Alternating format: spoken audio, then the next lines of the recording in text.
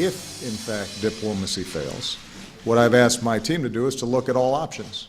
What other means can we put in place to change Mr. Putin's calculus? And the possibility of lethal defensive weapons is one of those options that's being examined.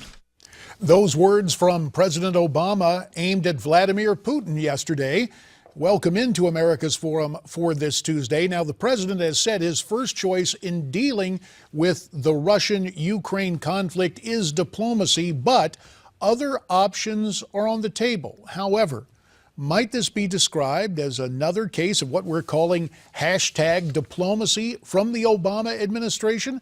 With this morning's View from the Hill, we're pleased to be joined by Congressman Ted Poe of Texas. Actually, he's not on Capitol Hill. He's in Newsmax, New York. Ted's portfolio includes the fact that he's chairman of the House Subcommittee on Terrorism of the full Committee on Foreign Affairs. He also serves on the Judiciary Committee. And all this hour long, Pete Hoekstra, the former chairman of the House Intelligence Committee, is with us from Newsmax, Washington. He is our co-host this hour. Gentlemen, to you both, our thanks for being here today. And Ted, the term hashtag diplomacy seems to fit the Obama administration's foreign policy pretty well. Will we move beyond sloganeering and hashtags on Twitter to something more substantive? Well, I certainly hope so. It's long past time for us to give the Ukrainians exactly what they've been asking for: military aid. So what have we done? The United States has sent them some canned food. That's not very good against the Russian invasion. They want to defend their own country, their own sovereignty against the Russian invasion. We should help them do that. Not send troops, but send them military aid to fight back the Russian bear as they have moved across first Crimea, now in eastern Ukraine, so that they can defend themselves. Hey, good morning, Congressman. You know, I can only imagine the frustration on Capitol Hill at this point, where there's such a divide between Congress and the president on foreign policy. You know, what do you think you guys on the Hill can do over the next 3 to 6 months to influence American policy in Ukraine and in the Middle East with this president in office?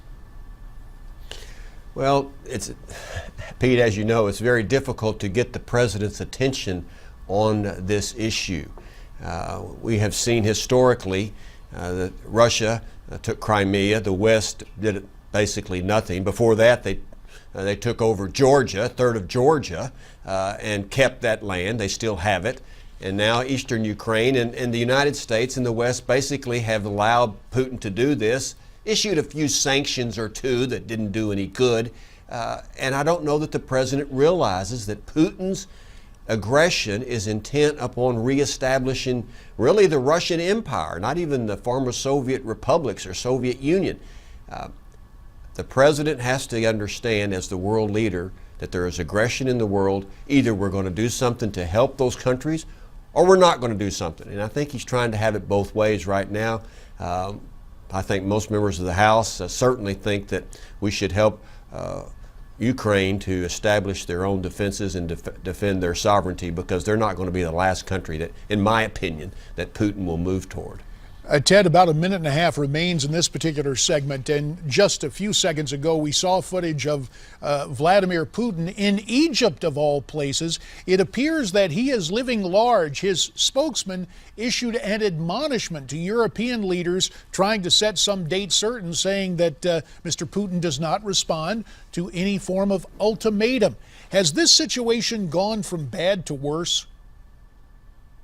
No, I think so. I certainly do. Putin is very confident. The Russian people support him overwhelmingly in his aggressive mood in Europe.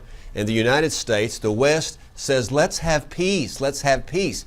Putin's idea of peace is he keeps the territory that the Russians have already conquered. That would be his idea of a diplomatic solution. No one's even talking about giving back the land that he's taken, giving back Crimea or even Georgia. And I think that's the solution that Putin is looking for. The United States seems to be dealing with this with really not the best interest of Ukraine or the West in its endeavors here, and maybe we'll end up, as has happened historically, allow the Russians to have the land that they have already taken. Well, certainly the Russians feel free to operate in a vacuum, and thus far it appears that the vacuum emanates from 1600 Pennsylvania Avenue. Ted and Pete, we want to ask you to stay in place right there. When we come back, we'll turn our eyes domestically with border security and other questions of national priorities to be taken up. Stay with us as well. Ted Poe and Pete Hoekstra are, and we'll continue the discussion next here on America's Forum.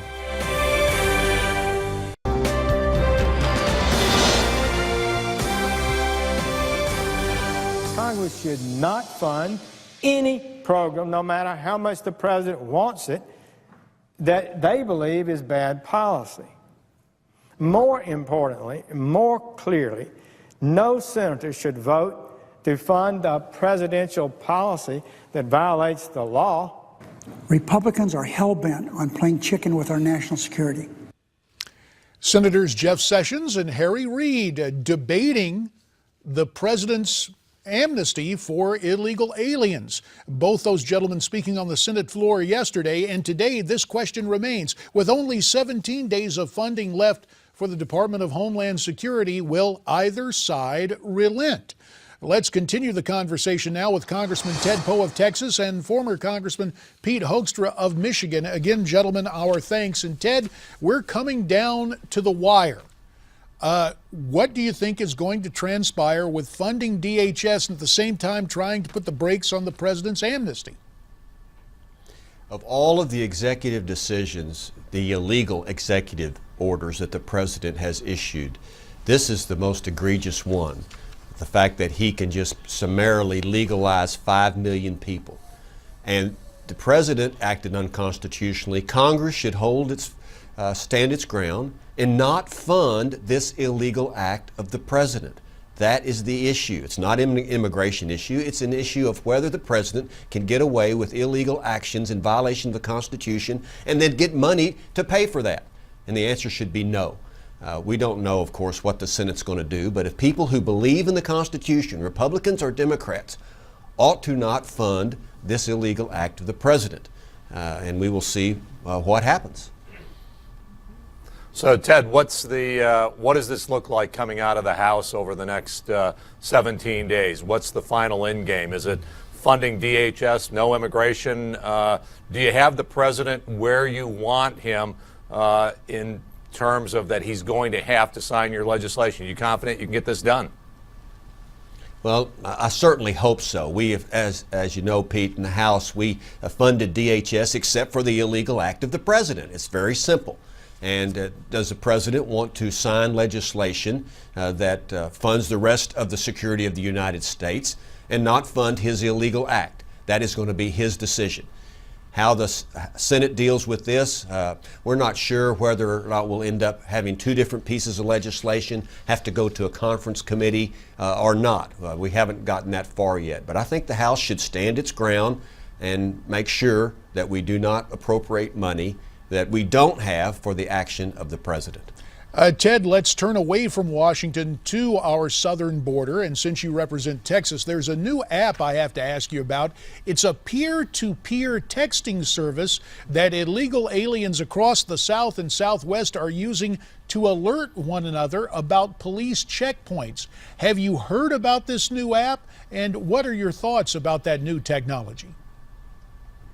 Well, it's long been the situation in South Texas that on both sides of the borders there are scouts who primarily work for the drug cartels, but also the coyotes, who watch for the Border Patrol and Texas law enforcement, and then when they are not in the area, they let the other side know, and the scouts have crossings at that time, drugs and then the coyotes. So that's been going on for a long time. They've been using cell phones. Now they're getting more high tech where they can alert each other about being able to bring folks and drugs into the United States. So I'm not surprised they are doing this because the borders are open, and now they are just making sure that they can come to the United States when the Border Patrol and law enforcement are not present in the area. Congressman, law enforcement monitoring this new website so that they have a better indication of where they should be going and where the illegal trafficking is moving?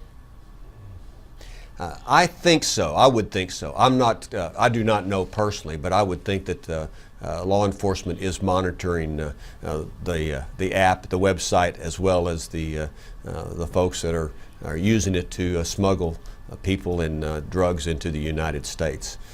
Just another high-tech invention that is being used by people who want to cross into the U.S.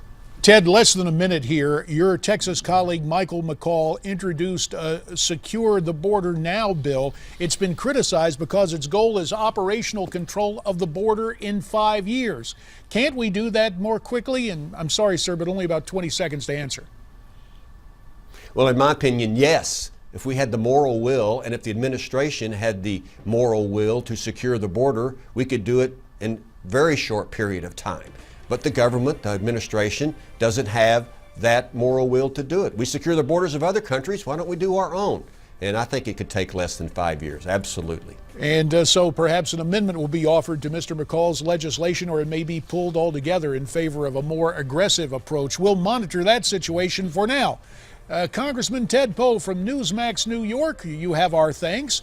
Former Congressman Pete Hoekstra hangs in there, co-hosting duties. You stay with us, too, as America's Forum continues.